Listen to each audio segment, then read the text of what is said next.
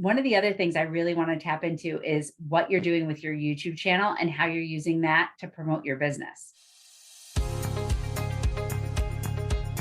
Welcome to this week's episode of Hey Homegirl. Hey Homegirls, this week we are taking a trip to Gainesville, Florida, home of Florida University and the Gators. It's also home to this week's featured agent, Lindsey Johnson. Lindsey has built a strong business by immersing herself in this college community. Early in her career, she over-indexed on video and now has a very successful YouTube channel. In this week's episode, she is going to share with us some of her tips for getting on video, loving on her community, and building YouTube as a great referral source. We all know it's hard to find balance in our careers. Lindsey has built a business that she loves and a life that she's proud of by being a great mom and wife and finding maybe not balance, but definitely harmony in between all that she does.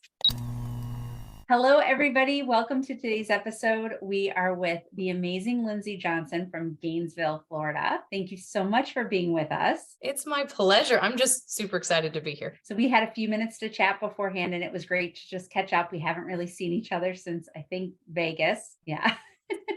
Which was a whole fun fiasco in and of itself. Isn't Vegas always kind of a fun fiasco? It is. Yeah. So on today's episode, you're going to be sharing some really great tips with our viewers about balancing, your work life versus your home life. And then one of the other things I really want to tap into is what you're doing with your YouTube channel and how you're using that to promote your business. Oh, for sure. Yeah, I am an open book. Happy to share. All right. Awesome. So bring us up to speed. When did you get your license and where do you work? Okay. So I got my license in 2017. Kind of a funny story, actually, because I came to Gainesville to go to school, go Gators, and I never left. Right? Like there's this magnetism to this town. And I actually got a job in a different sales arena and it wasn't my favorite. And it was my brother for like 5 years who was like, Lindsey, get your license. I don't go anywhere with you in this town where you don't see somebody, like you're organized and personable, get your license. So he had to nag me for about 5 years and then I did it. So I got licensed in January of 2017 and I started at a smaller brokerage. And then just 2 years ago, I actually made the move and I'm now at Keller Williams, Gainesville Realty Partners. Oh, that's awesome. Do you participate in a red day? Does your Keller Williams office do the red day? We do. I'm so sad. This year I wasn't able to go because it was Mother's Day weekend and my family had planned for us to be out of town, but we do like a red day kickball tournament to raise money for the Boys and Girls Club. It's one of those things. I was actually really sad I was not in town because it's super fun. Oh, that is awesome. That's one of the things about Keller Williams that I love. I always say if I had been a Keller Williams agent, I totally would have drank the Kool-Aid because they really are community focused and they just seem like offices that have a lot of fun together. It's really true. It's like,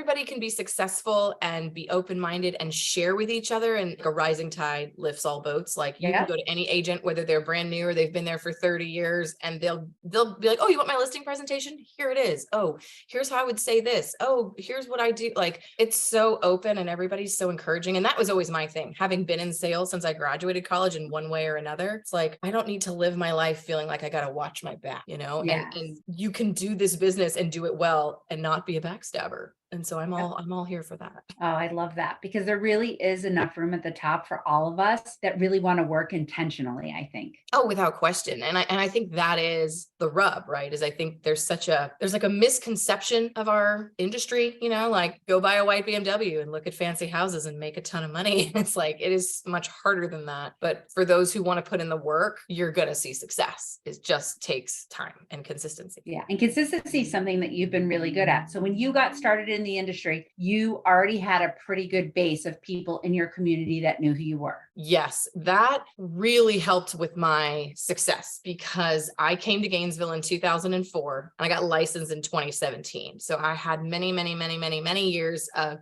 getting to know people through the community. And then because where I worked prior to was a big gym in town, Gainesville Health and Fitness. Oh, when I awesome. Graduated from high school and came up to Gainesville, I started teaching Group X there and I still teach Group X there. I'm actually, next August will be my 20th anniversary of teaching there, right? That's crazy. If you get paid to work out, you do it. Here's my pro tip. But I had this huge network of people who just already knew me. And then in addition to teaching, I also got into the sales arena there. And so I just forged these relationships that when I went into real estate, it just was natural for people to be like, oh, I like Lindsey and I trust Lindsey. Let me call her because I have a real estate need. So I was very fortunate that my foundation was huge. Like if I was a brand new agent and had just moved to a new city, you can make it work, but it would have been harder. So really just like loving on my sphere, as they call it. A good friend of mine, actually my sister-in-law's brother-in-law, man, my brother's wife's brother-in-law. Family tree. There you go. Yeah. He owns several brokerages down in South Florida. And he was so helpful when I was getting started and answering my questions. And he was a real anchor for me. And he's like, when you get into this business, every company, all kinds of people are just going to come at you with like the new shiny thing. And he's like, if you just build your business off of your sphere and referrals, you will never go hungry. And that was some of the best advice I ever got. It is the best advice because we are constantly being bombarded of what membership is cool this week, what membership is cool this month, what membership is cool this year. And as a new agent, you do kind of get roped into, let's buy pens and magnets and pay for all of these subscriptions. But the reality is it comes down to the conversations we have and what we can give back to our clients. Oh, of course. And the thing that's crazy too is, every single person can probably name 5 realtors they know. Like there's a ton of us. So it's like, how are you differentiating yourself when someone who might want to work with you also has a sister-in-law and a friend at the bank and who's a realtor, right? And pens and magnets don't do that.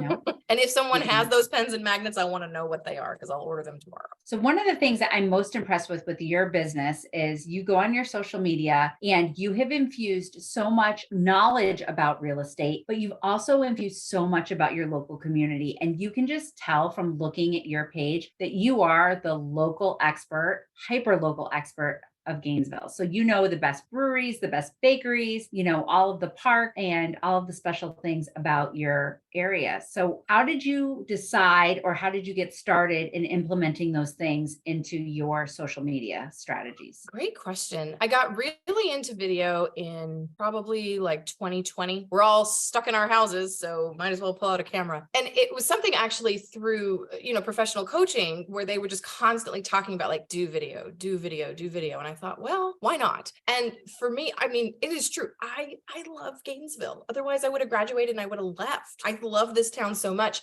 And I think being an entrepreneur, I had parents who own their own businesses when I was growing up. Like entrepreneurship is in my blood. So the other thing on top of that is wanting to support local businesses because my parents were local businesses. I see myself as a local business. But in addition to that, I got a journalism degree from UF. So I just enjoy fact finding and I'm very curious. And it's so weird. I told my parents, I'm like, look, Mom and Dad, I'm actually using my degree, not the way we thought, but like I'm interviewing business owners and I'm writing copy and we're putting together these videos to just highlight how cool our area is, whether you've lived here for a while or you're moving here. For people who don't know this, we've got 2 major universities, 3 major hospitals. So there's a ton of like transient traffic that's just constantly coming in because of those companies. And so I just want people to know like, hey, if you're coming here, there's great stuff. So for our friends that are out there that are scared to get on video because everybody kind of starts at that space, most people do at least. When you went to go do your first business interview, how did you approach that? Did you go to a business that you already knew? Did you go to a brand new business? How did you ask? Yes. So I'm trying to think the very first time we did it. So, my videographer was just here last week. We just finished batch 16. So I actually bring him in. He's not local. He comes once every other month and we batch like 20 to 30 videos, some like talking head educational, some like community stuff. Mm-hmm. And so the very first one we did, we chose so the first area we did was called Town of Tioga. And it's one of those places where it's got like apartments and shops and restaurants. And it's like really clustered together because we thought, okay, we can do a lot. We don't have to drive. And honest to goodness, I just went in and I had my outfit and I had Josh with his camera. And I was like, hi, I'm a local real estate agent. I would, can I talk to a manager? And when they brought them out, I just said, hi, I'm a local agent. I really would just love to highlight your business as part of why Gainesville is so great. It's at no cost to you. We're going to edit it. We're going to post it. We'll tag it the way you want it. But are you okay with us highlighting your business? 90% of them are like, yep. The only ones we've ever had trouble with are like if it's a chain, because they're like, got to talk to corporate or whatever. But any local mom and pop, as long as the manager's there, they're like free advertising. Absolutely. And then all we really ask them to do, like for a restaurant, is, okay, can you prepare a couple of signature dishes and maybe a signature drink that you want us to feature and do close-ups on? Genius. So that's really their only expense, because then we do all the other stuff. But it's just been really fun getting to know these local business owners and like forge relationships and, you know, meet other people through the videos. It's just like a really cool kind of like, you know, what 21st century way of connecting to your community. Yeah. And you're uploading most of those onto YouTube. So your YouTube channel has been really consistent. That is 100% my videographer. But yes, and you know, as we were talking about before, when I first started video, and for people who you talked about, like, don't want to be on camera, they're nervous. I have a few things to say about that. My first thing is always, when you go to a showing or a listing appointment, are you going to meet them in person? If the answer is yes, they're going to see all this. Yes. Have I blow dried my hair and done my makeup today? Absolutely.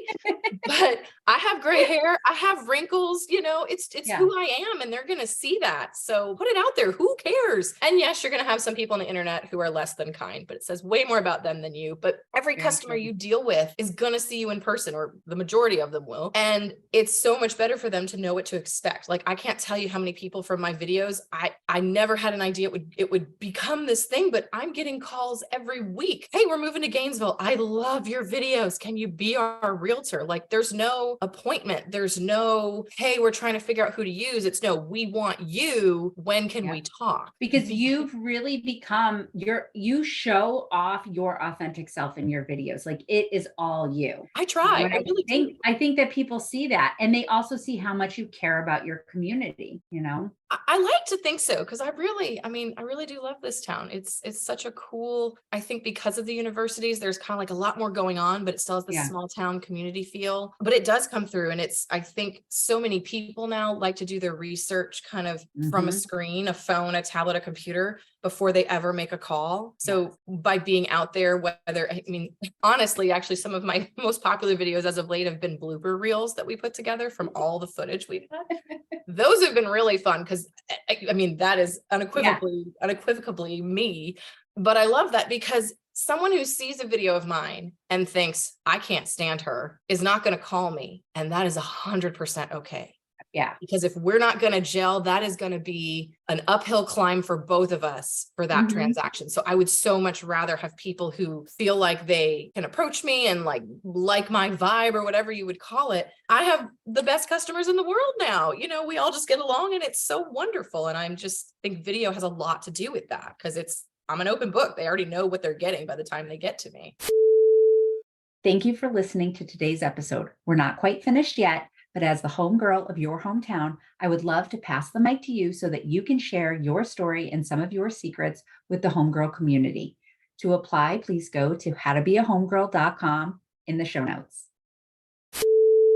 Did you go all in on a professional videographer from the beginning, or did you start off a little bit more low-key? Oh, so low key. In fact, anybody who is worried about starting video, go to my YouTube channel, sort by oldest to newest, and watch my first videos. I was in my guest room with my cell phone stacked on a thing of books, no mic, no lighting. I would purposely do it in the afternoon because the sun would be setting, and that was it. And I did it like on iMovie. And I would add little emojis thinking I was so cool.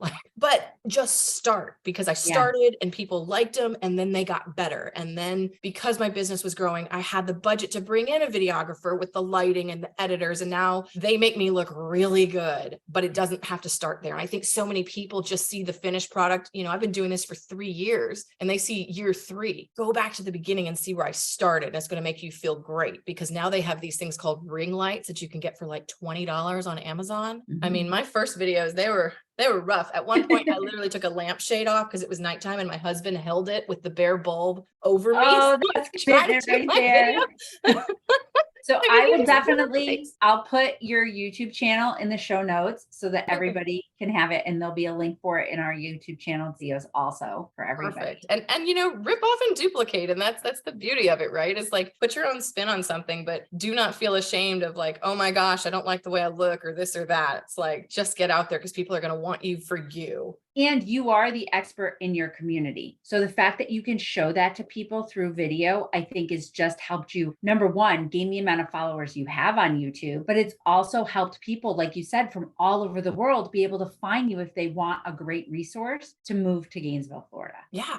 You I know? mean, And that's huge. literally last year, a couple from Hungary found me from YouTube and bought a house here. It was like, you know, in order for me to get something like that, I probably would have to spend tons of money with another lead company. You know, for every 100 leads I get, maybe 2 are actually worth something. And instead, I'm putting my time and energy and finances into creating this content that is educational for buying and for selling, but is also like this community stuff if Gainesville's on your radar. And it's just way more fun. Oh, that's awesome. I love that. What are some of your other pillars for your business? Oh gosh. So, I mean, video has become a huge pillar because I had such a big sphere. I think doing events and really just like loving on my sphere has been huge. I mean, like honest to goodness, not that it's bad to do this, but I've never given a dime to Zillow, to realtor.com, to any of them. Not that that's bad if you do, but I have just found I get a much better ROI when I hold a Thanksgiving event for my past clients. So good. Or I did just a couple months ago, back in April, we did a dog event, a nail clipping event where we partnered with Humane Society and Scent Hound, which in our area, it's a franchise, but they do like Scent Hound. Actually, it stands for something. It's like SC. It's like, I can't remember, but it's like coat, ears, nails, something. But they came out and I invited everybody from my farm and from my past customers and just said, hey, I just want you to come and like treat your pup to something awesome. We had whipped cream pup cups and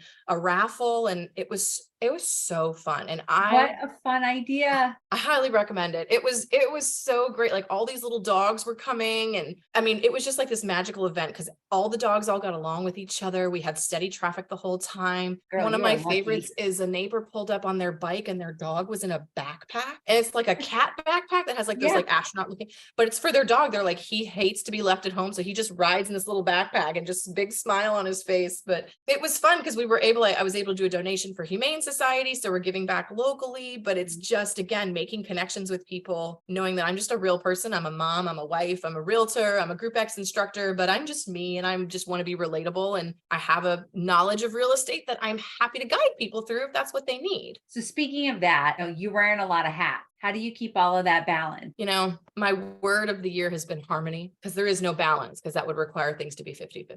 Very true. Very true. Right. Like, and I have 2 daughters. They're both elementary age. So they're little. And when I first got into this business, my oldest was 2. My second one was just a twinkle in my eye. But I said to my husband, I was like, real estate is one of the highest jobs of divorce rate. Like this is a career that has one of the highest divorce rates of any career. And I said to him, I was like, I could be the top realtor in the world, but if I am divorced and my children don't know me, I don't want it. And it's a lot of little things. And I think it's a lot of trial and error. So one thing we've started doing now is like, I do not work Sundays. I was literally out of town this weekend and a listing went under contract. And my 8-year-old, she was like, Mom, it's Sunday. I'm like, I know. But if I don't turn this paperwork in by midnight, the offer expires and I could lose my license. And she was like, yeah. But setting so you just limit it as much as you can. Right. And it's rare. It's probably 9 Sundays out of 10. I'm not doing anything for work. And my family and my littles know that that's their time. The other thing we started doing is every Friday we call it Kid Friday. And they were kind of, when Littlest was born, there was like that thing where you could tell Littlest never really had us to ourselves. An older one was sort of struggling with like, she doesn't get that one-on-one time. So every Friday, my husband and I alternate. Like if I pick up our 8-year-old this Friday, he picks up the 4-year-old, and the next week we pick up the other kid and go do something, library or ice cream or whatever. But it's just like a couple hours of carved out time that they know they're going to get. And like mommy does not schedule a showing on Friday afternoon. Mommy does not do a listing presentation. Like that is their time. And I think that they do really well knowing that yes, mommy is busy, but mommy's always going to carve out time for us. And then I did my massive thermometer that we color in. That's a huge success. So that's a good thing too. Tell me more about this thermometer. What's this? Okay, so this started in COVID. I went on Amazon. I think it was like $50 and it's like a gigantic dry erase thermometer because I didn't want to have to like get a new one every time. Yeah. But the first year we did it, I was like, all right, mommy's going to set a goal for her business. And every time I close a house, you're going to color it in. And if I can get to it, we're going to go to Disney World. And we hit it. So every year we sit down as a family and we're like, okay, what are the goals we want to set? And now that they're getting older, I'm like, when mommy does an open house, you're going to help me hand out flyers. You're going to help put up the signs. You're going to help me organize things because this is our family business. Yes, mommy is the realtor and who's out doing it, but I can't do it without your support. And this year we actually did 4 goals. So my goal this year is 10 million. And the first goal was at 2.5. We did every kid, we each got $50 and got a shopping spree at the mall. It was really fun. And then our next one I'll actually be hitting here. There's a closing this week is Volcano Bay. And then we're going to do a camping trip. And then when I hit the end goal, we're going to go to Boston to see snow because down in Florida, we never see snow. So that'll be so much fun. Oh, and Boston is such a beautiful city in the wintertime. So we'll be up in your neck of the woods. Yeah. I love that you're bringing in the whole family, that you're letting them know about your goals, that you're letting them know about your work ethic, and you're involving them because you're instilling something in your children that they're not going to get when they go to school, And it kind of just organically happened that way. But I mean, and the other thing is last year I came short of my goal. I missed it by 1 million, but it was a conversation to have with our kids of like, hey, mommy didn't hit her goal and that's okay. Mommy still did great. But we're not going to do, I don't even remember what it was. Oh, I think we were going to do a cruise. I was like, but we're not going to go on the cruise because I didn't hit the goal. And so it's, kind of showing them, oh, wow, mommy can fail and it's okay. Because I think nowadays kids have so much pressure to like be perfect all the time. Yeah. And I don't know what the right way is to say this, but it's like everybody gets a medal. And the fact that you can embrace the fact that there were challenges within that one time period, but still only missing it by 1 million that's still a huge success. You know what I mean? It was still the best year I'd ever had. Yeah. But it wasn't the goal we had set to color in. Yeah. And sometimes those goals need to shift and pivot a little bit. But either way, I think those discussions at such an early age with them and them getting to see you being an empowered female owning their own business. Do you and your husband carve out special time together? We do. So it's funny, this last semester, and I think that's why harmony is my word too, because we were really good about doing date nights every Thursday. And we've actually recently invested with my family in some investment properties. And so we've kind of stopped doing date night because every waking moment is like, we got to paint, we got to change this. But typically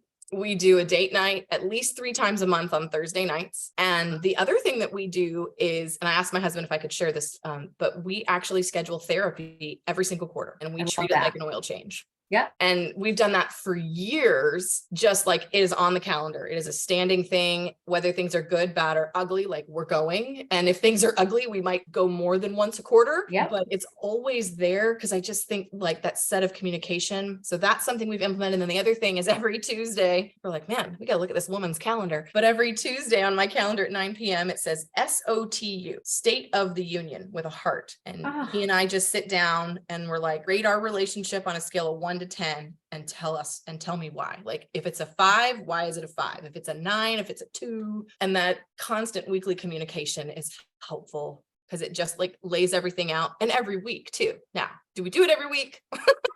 But it kind of helps, keeps you guys in check with your communication, because we all know when you're working all day long and as realtors, we're communicating nonstop. Our day is talk, mediate people's different emotions all day long. And so I know personally for me, there are days that I'll come home and I don't want to talk to anybody, and that's where I need to leave everything back in the car and take a deep breath and walk in the house and remember that these people are looking for the best of me, just like my clients were looking for the best of me. Oh, that is so right on. I think it was Brene Brown. It was something like was posted on Instagram. It was like a quote of hers. And it was like, when you walk in the door, it doesn't matter what happened in your day. For that 15 seconds, you are to be happy and loving. And then you can tell them if something happened, but like they're your people and they deserve to like see that of you. So I've been really conscious of that. Like when I walk in the door, just, hey, how was your day? Well, how was your day? Not great, but that's all right. But the fact that you and your husband, because you're right, what you said earlier, our industry has a huge level of an infidelity and everything in between. And the fact that you and your husband are taking that quarterly commitment, the weekly commitment to go on dates, whether it's painting or going out somewhere nice to eat, and just, the weekly commitment to talk about your relationship, I think is huge because it's easy to set that aside and prioritize your clients more than the things that are in your house every single day, and the fact that you guys are watering that lawn and really trying to work on that is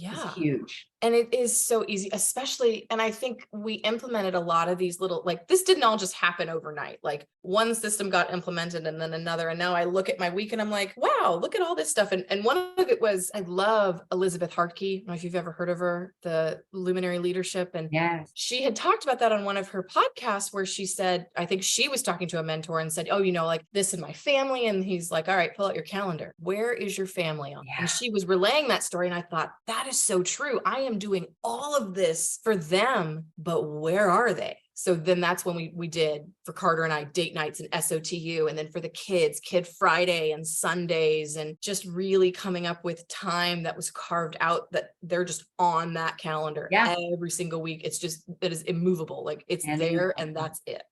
And at the end of the day, when we're 70, 80, 90, and they're grown up and have their own kids, that's what they're going to remember, and those are the times I think that for all of us is going to be the most important. So kudos to you, friend. That's awesome. And it's a constant work in progress, but it's really been some useful tools, I think, to help grow this thing, right? But do it in a way that I'm maintaining what's most important. Like I got into this business to build a successful business for Carter and my daughters, for my family. So, and I think it just has to be a conscious decision to put them in the forefront. And you're making a conscious decision to work on it, because I think what happens with so many people in our industry is they don't put the time to work on their relationship the way that they should. So that's really, really cool. God, you shared so many amazing tidbits with us today. Thank you so much. Oh, my pleasure. This has been really, really fun. Okay, so wrap up question. What is one piece of advice that you would give to either newer or seasoned female agents to kind of empower them in their career? I think, in sort of summing up all the things that we've discussed, like, I think one of the things I would say is just